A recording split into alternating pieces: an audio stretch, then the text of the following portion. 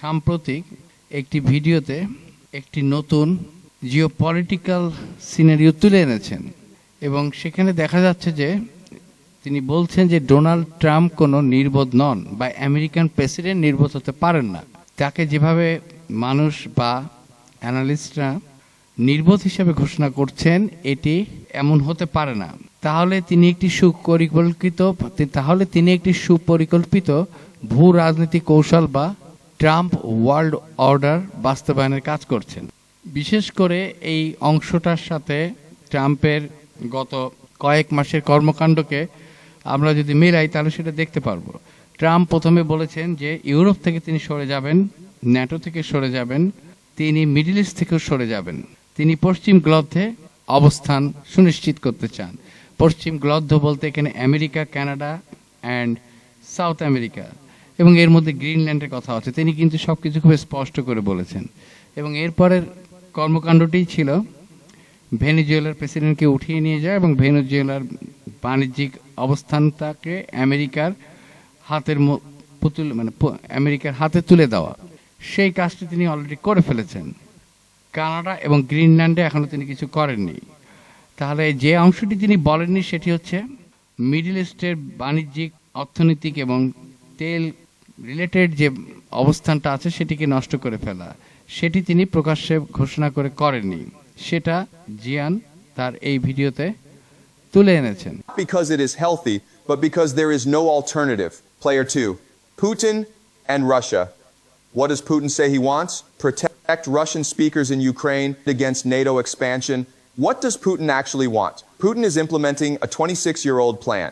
In 1996, Alexander Dugin published a book called Foundations of Geopolitics. Its argument is simple.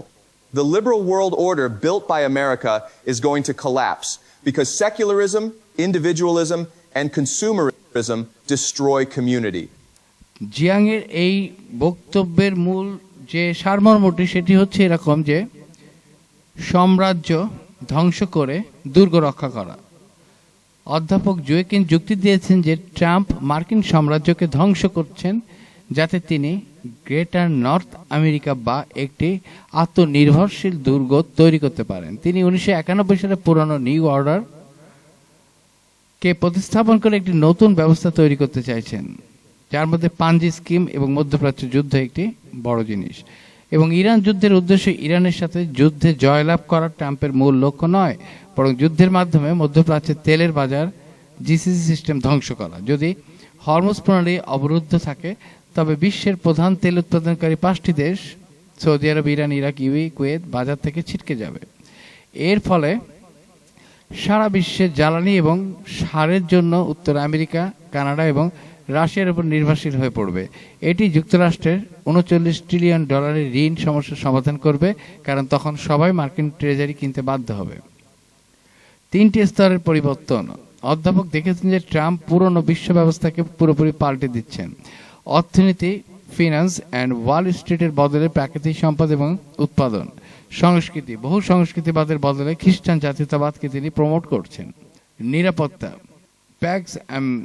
Packs American বিশ্বের পাহারাদার, এর বদলে মাগা বা জাতীয় পুনর্জাগরণ।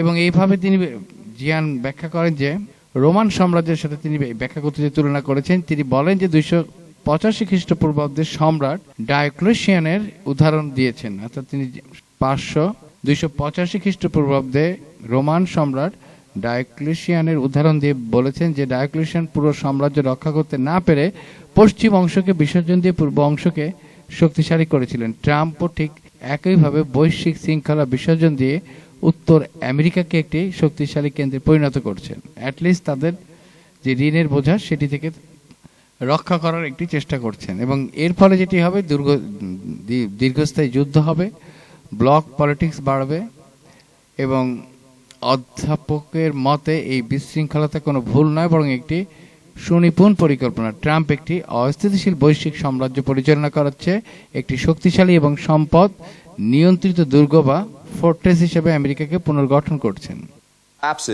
Russia does not need to cause the collapse, the most vulnerable major region on the planet. And right now, it is caught between a United States that is dismantling the old order and a Russia that is building a new one. Europe's choice is brutal. Accept the Trump world order and become a customer of North American resources, or resist and face economic collapse. There is no third option. Player 5, Iran. What does Iran say it wants? Self-defense, sovereignty, end of sanctions. What does Iran actually want? Iran wants to survive, and it has a structural advantage nobody in Washington understands. Iran does not need to win, it just needs to exist. Every day this war continues. The Strait of Hormuz stays disrupted. Every day the strait stays disrupted, the GCC oil system dies a little more. Every day the GCC dies. North America and Russia benefit. Which means, and this is the dark logic of it, Iran and America are actually serving each other's interests without either side admitting it. Iran thinks it is fighting for survival. Trump needs Iran to keep fighting, so the old system keeps dying. Now let me show you the structural facts, the hard numbers, that make this argument almost mathematical. Okay? Structural fact number 1. The war eliminates 5 of the 9 largest oil producers, and the 4 survivors belong to only 2 blocks. 9 countries hold the largest proven oil reserves on the planet. Venezuela, Saudi Arabia, Iran, Canada, Iraq, UAE, Kuwait, United States, Russia. This war in the Middle East knocks out 5 of them. Saudi Arabia, Iran, Iraq, UAE, Kuwait, all gone. Who is left? Venezuela, Canada, and the United States, all in North America. And Russia, here is the historical parallel. In 285 AD, the Roman Emperor Diocletian faced an empire too large, too corrupt, too overstretched to govern. He did not try to save the whole thing. He split the empire in 2, sacrificed the western half, and focused all resources on the eastern half, Byzantium. The Western Roman Empire fell in 476. The Eastern Roman Empire survived for another 977 years. That is the logic of the technate. You do not save the global order. You sacrifice it. You concentrate on the core. And the core is North America. Structural fact number 2. The 2 largest economies in Asia are 75% dependent on the system being destroyed, and they are also America's 2 largest creditors. Japan imports 75% of its oil from the Middle East. China imports 75% of its total oil needs. Both are among the top holders of U.S. treasuries, financing America's $39 trillion debt. Do you see the trap? These countries cannot stop buying American debt because they need American oil. They need American fertilizer. They need the resources that only North America can provide once the GCC system collapses. The Ponzi scheme does not collapse. It gets rescued by the war. Let me say that again. The war does not destroy the Ponzi scheme. The war saves it by making the entire world a captive customer. This pattern is not new. In 1932, when the Great Depression destroyed global free trade, Britain retreated into imperial preference, the Ottawa Agreements, turning its empire into a self-sufficient resource bloc. Britain survived the Depression better than America did. Greater North America is imperial preference for the 21st century. Structural fact number 3. The old order and the new order have an exact 1-to-1 structural symmetry. On September 11th, 1991, George H.W. Bush announced the New World Order. It had 3 pillars. Pillar 1, financialization, making Wall Street the center of the world. Pillar 2, secular multiculturalism, uniting the world through consumerism. Pillar 3, Pax Americana, America provides security for everyone. The Trump world order has 3 corresponding pillars, and each one is the exact negation of the old. Pillar 1, resources and manufacturing replace finance. Pillar 2, Christian nationalism replaces multiculturalism. Pillar 3, MAGA, national rejuvenation, replaces Pax Americana. Finance becomes resources, globalism becomes nationalism, empire becomes ভূ রাজনীতিতে কোনো দেশই হাত গুটিয়ে বসে থাকে না। অধ্যাপক জোয়েকিন যে পরিকল্পনার কথা বলেছেন, চীন, রাশিয়া এবং ইরান তার বিপরীতে নিজস্ব কাউন্টার প্ল্যান বা পাল্টা পরিকল্পনা নিয়ে কাজ করছে। হ্যাঁ, প্রফেসর জিয়াং এর আজকের এই বক্তব্যে তিনি আমেরিকাকে নিয়ে বা আমেরিকার ট্রাম্প পলিসিকে নিয়ে যেটা বলেছেন সেটা খুবই যুক্তিযুক্ত এবং বাস্তবতার সাথে মিলে যাচ্ছে, বিশেষ করে বিগত কিছুদিনের ট্রাম্পের কর্মকাণ্ড দেখে। কিন্তু এই বক্তব্যে তিনি যে জিনিসটি সামনে আনেননি বা যে জিনিসটাকে এখানে তিনি তার বক্তব্যে তুলে আনেননি সেটি হচ্ছে what will be the counter narrative আর counter measure by other powerful countries like China, Russia, and Europe and India also. India Pakistan also, সেটাকে তিনি তুলে আনেননি। তারা তো চুপ করে বসে থাকবে না, এবং সেই অংশটাই মূলত আমেরিকান পলিসিকে কতটুকু সফল হতে দিবে বা দিবে কিনা, দিলে নেক্সট ওয়ার্ল্ড অর্ডার কেমন হবে সেটা বুঝতে পারা যাবে। নিচে আপনার পয়েন্টগুলো রেশন দেওয়া হলো। 1. চীনের পাল্টা কৌশল। জ্বালানি ও বাণিজ্যের বিকল্প পথ। চীন বিশ্বের বৃহত্তম জ্বালানি আমদানিকারক, তাই তেলের সরবরাহ বন্ধ হওয়া তাদের জন্য মরণ ফাঁদ। এটি ঠেকাতে চীন যা করছে, স্থলপথের কানেক্টিভিটি, চীন বেল্ট অ্যান্ড রোড ইনিশিয়েটিভ এর মাধ্যমে সমুদ্রপথের মালাক্কা বা হরমুজ প্রণালী ওপর নির্ভরতা কমিয়ে স্থলপথে রাশিয়া এবং মধ্য এশিয়া থেকে সরাসরি পাইপলাইনে তেল ও গ্যাস আনার ব্যবস্থা করছে। Petro yuan.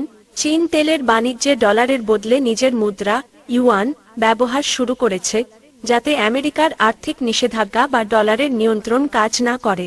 জ্বালানি রূপান্তর। চীন ইলেকট্রিক ভেহিকল এভ এবং নবায়নযোগ্য জ্বালানিতে বিশ্বে নেতৃত্ব দিচ্ছে, যাতে দীর্ঘমেয়াদে তেলের লতায় কমে যায়। 2. রাশিয়ার তৃতীয় রোম এবং ফোর্ট্রেস নীতি। ভিডিওতে যেমন বলা হয়েছে, রাশিয়ার পরিকল্পনা হল টিকে থাকা।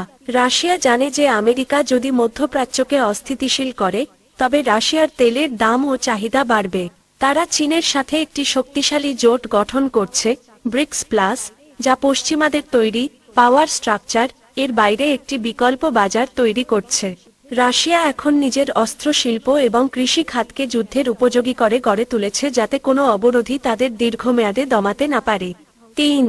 মধ্যপ্রাচ্যের তেলের উৎপাদন কি চিরতরে ধ্বংস করা সম্ভব? আপনি ঠিকই বলেছেন, উৎপাদন একেবারে ধ্বংস করা কঠিন, কিন্তু সরবরাহ ব্যাহত করা বা ডিসরাপ্ট করাই ট্রাম্পের মতো কৌশলী নেতার জন্য যথেষ্ট। অস্থিতিশীলতার খরচ।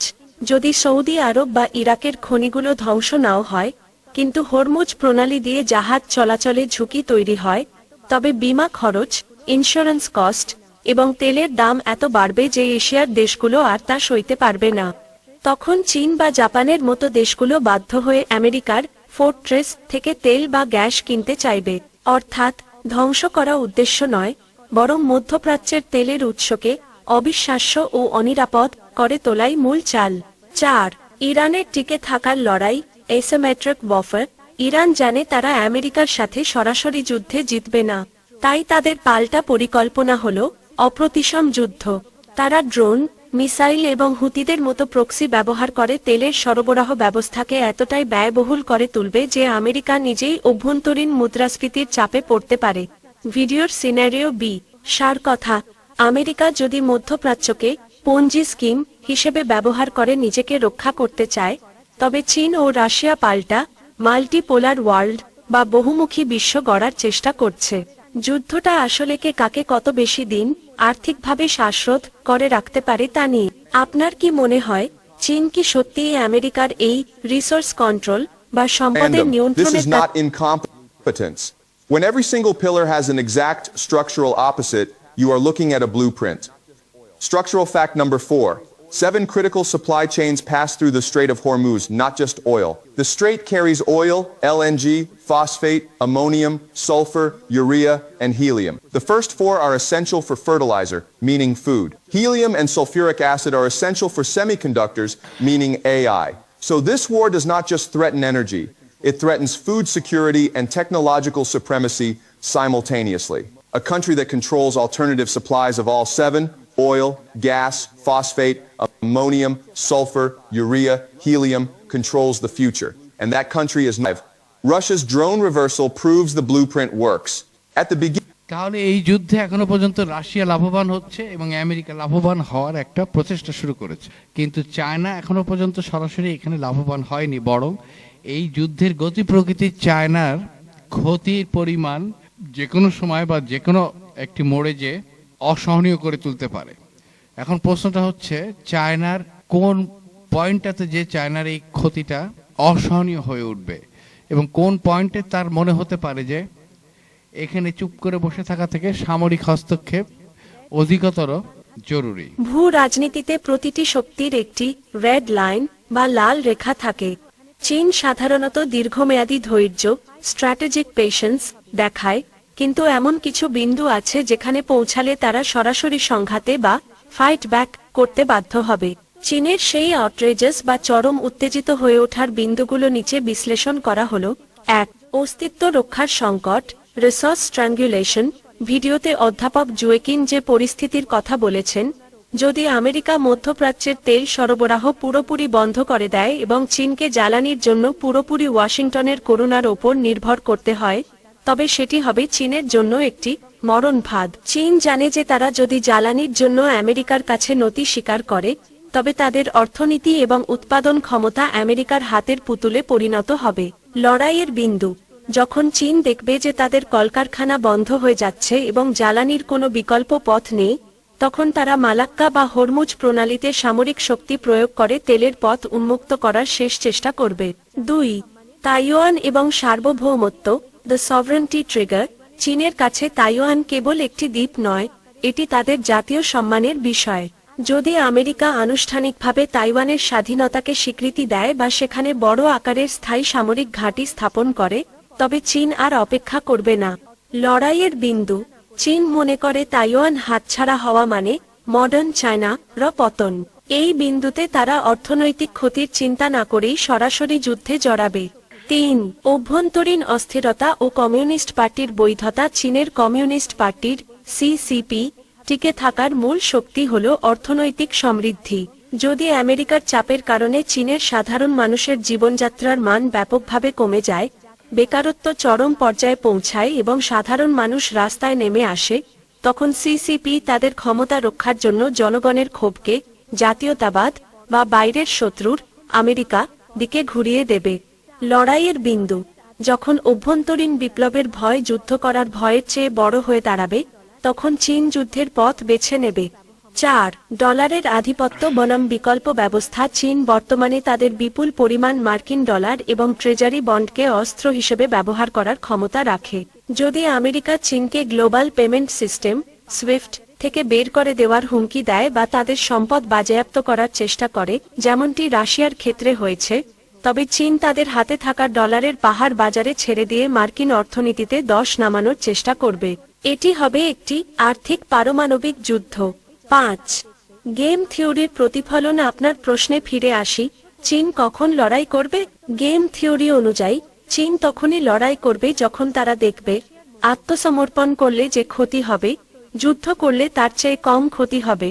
বর্তমানে চীন তাদের ফোর্ট্রেস চীন গড়ার চেষ্টা করছে রাশিয়ার মতো। তারা নিজস্ব চিপ তৈরি করছে, রাশিয়ার সাথে জ্বালানি চুক্তি করছে এবং নিজস্ব পেমেন্ট সিস্টেম বানাচ্ছে। চীন লড়াই শুরু করবে তখনই যখন তারা দেখবে যে তাদের তৈরি এই বিকল্প ব্যবস্থাগুলো মোটামুটিভাবে কাজ করার জন্য প্রস্তুত।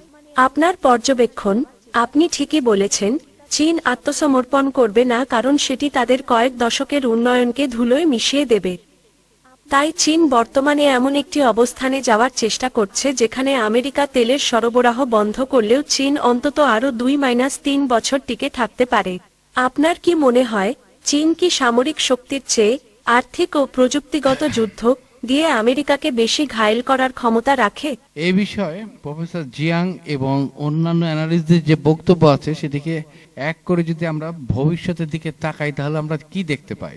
সামনের দিনগুলোতে যেটি হতে পারে সেটি হচ্ছে 2035-এর মধ্যে একটি সংগতিপূর্ণ বহুমেরু বিশ্ব স্ট্রাকচারাল মাল্টিপোলার ওয়ার্ল্ড এর নতুন আবির্ভাব ঘটতে পারে, এবং যেখানে আমেরিকা তার আধিপত্য তারা 1945 সেকেন্ড ওয়ার্ল্ড ওয়ারের পর থেকে ধরে রেখেছিল বা তৈরি করেছিল, সেটি তারা হারাবে, কিন্তু আমেরিকা ধ্বংস হয়ে যাবে না। এটি হবে ঠিক ওই ডায়োক্লেশিয়ানের রোমের মতো, পশ্চিম অংশ বিসর্জন দিয়ে পূর্ব অংশ রক্ষা করা। ভবিষ্যৎ ব্যবস্থার 3টি স্তম্ভ হতে পারে, যেমন America fortress north America, Greenland, Canada এবং দক্ষিণ আমেরিকার সম্পদের উপর ভিত্তি করে একটি আত্মনির্ভরশীল ব্লক তৈরি হবে। বিশ্বের তেল এবং খাদ্য বাজারের 40% নিয়ন্ত্রণ করবে আমেরিকা, আর বিশ্বের পুলিশ হওয়ার যে তাদের এতদিনের প্র্যাকটিস এবং যে খায়েশ, সেটি ধ্বংস হয়ে যাবে এবং একটি নিরপেক্ষ শক্তি হিসেবে আমেরিকা অবস্থান তৈরি হবে, অনেকটা সুইজারল্যান্ডের মতো, এবং তাদের 39 ট্রিলিয়ন ডলারের যে মুদ্রাস্ফীতি বা ঋণ বা সম্পদ, সেটি বিভিন্ন ধরনের সম্পদ বিক্রির মাধ্যমে এটা ব্যালেন্স করার চেষ্টা করা হবে।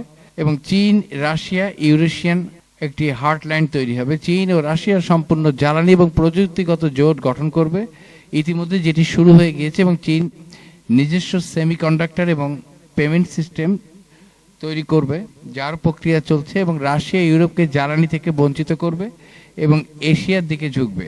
এবং এশিয়ার অস্থিতিশীল দেশগুলো যেমন পাকিস্তান, মিয়ানমার, মধ্য এশিয়া, বাংলাদেশ এই ব্লকের অধীন হবে এবং ইউরোপ ও মধ্যপ্রাচ্য বাফার জোন। এই পুরো প্রক্রিয়ায় হয়তো আগামীতে ইউরোপও বাফার জোনে পরিণত হবে, অর্থাৎ যুদ্ধের একটা প্ল্যাটফর্ম রূপে আবির্ভূত হতে পারে। আমেরিকা মধ্যপ্রাচ্যের তেলের বাজার ধ্বংস করায় ইউরোপ ও ভারত বা ভারতের আশেপাশের দেশগুলো প্রবল জ্বালানি সংকটে পড়বে।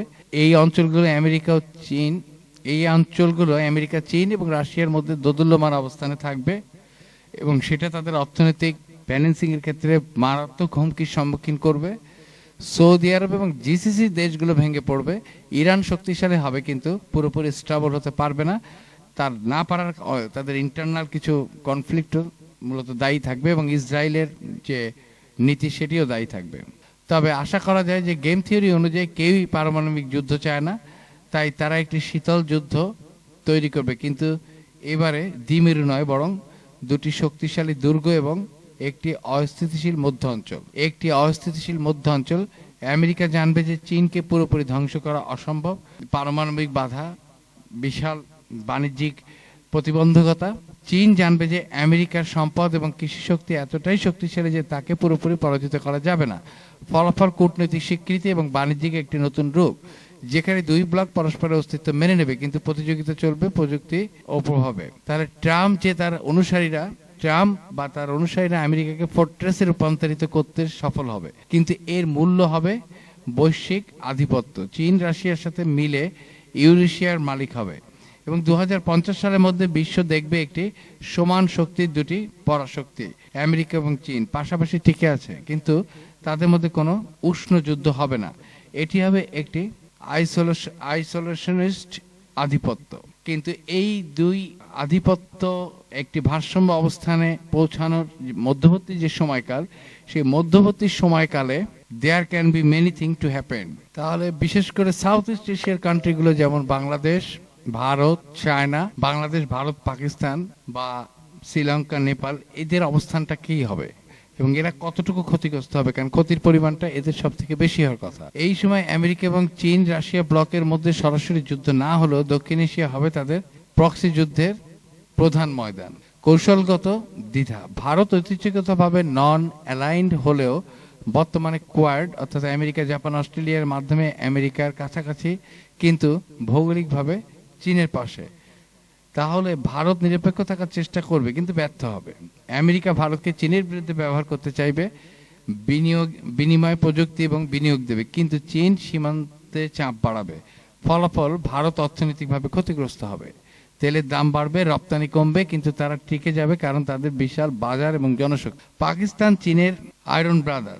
চীন পাকিস্তানের মাধ্যমে বেলুচিস্তান এবং গোয়াদার বন্দর ব্যবহার করে আরব সাগরে প্রবেশ করবে এবং পাকিস্তান সম্পূর্ণ চীন রাশিয়া ব্লকের অংশ হবে। আমেরিকা পাকিস্তানে চাপ সৃষ্টি করবে, কিন্তু পাকিস্তানের আর বিকল্প নেই। আমেরিকা ইতিমধ্যে তাদের উপেক্ষা করেছে। ফলাফল পাকিস্তান জ্বালানি এবং অস্ত্রের জন্য চীনের উপর আরও নির্ভরশীল হবে, কিন্তু অভ্যন্তরীণ অস্থিরতা এবং সন্ত্রাস বাড়বে, কারণ আমেরিকার গুপ্তচর সংস্থাগুলো পাকিস্তানকে অস্থিতিশীল করার চেষ্টা করে চলেছে এবং আরও করবে। বাংলাদেশ, এটি হবে সবচেয়ে দুর্বল এবং স্পর্শকাতর অবস্থান।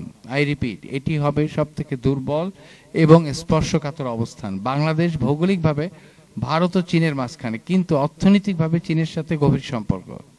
বেল্ট অ্যান্ড রোড ইনিশিয়েটিভ এর একটি উদাহরণ। বাংলাদেশ দোদুল্যমান রাষ্ট্রে পরিণত হবে। আমেরিকা বাংলাদেশকে চীনের প্রভাব থেকে ছিঁড়ে নিতে চাইবে ভারতকে ব্যবহার করে। ভারতও চাইবে বাংলাদেশ তাদের প্রভাবের অধীনে রাখ। ফলাফল বাংলাদেশের অভ্যন্তরীণ রাজনীতি চরম অস্থিতিশীল হবে।